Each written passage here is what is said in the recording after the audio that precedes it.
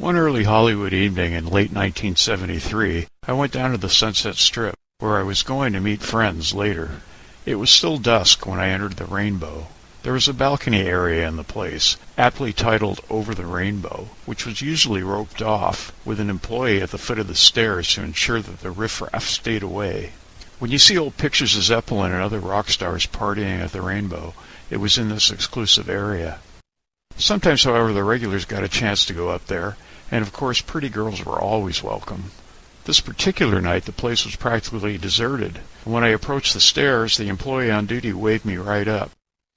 There were only 3 or 4 people at the bar, and when I surveyed the room I noticed someone sitting alone at one of the tables with a beer in front of him. I recognized him immediately. It was Alice Cooper reading a newspaper. I walked over with my beer and said as casually as I could, "Hey Alice, mind if I join you for a bit?" He put the paper down, smiled, and gestured to the other chair. I could hardly believe it. I was having a beer with Alice Cooper. We remarked on the deadness of the club and the fact that it would probably pick up later. Racking my brain for something halfway interesting to say, I asked him about his public service announcement that I had been hearing on the radio. If I ever catch you doing drugs, I'll come to your house and slit your puppy's throat, and whether he was completely anti-drugs. I was probably pretty stoned, which is no doubt why I thought of it.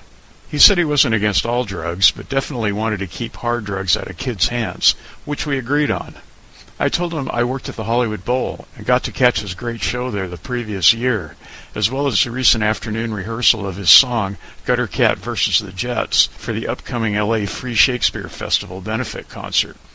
As we talked, the room slowly filled, and I began to notice more and more people, including some of those pretty girls, circling our table.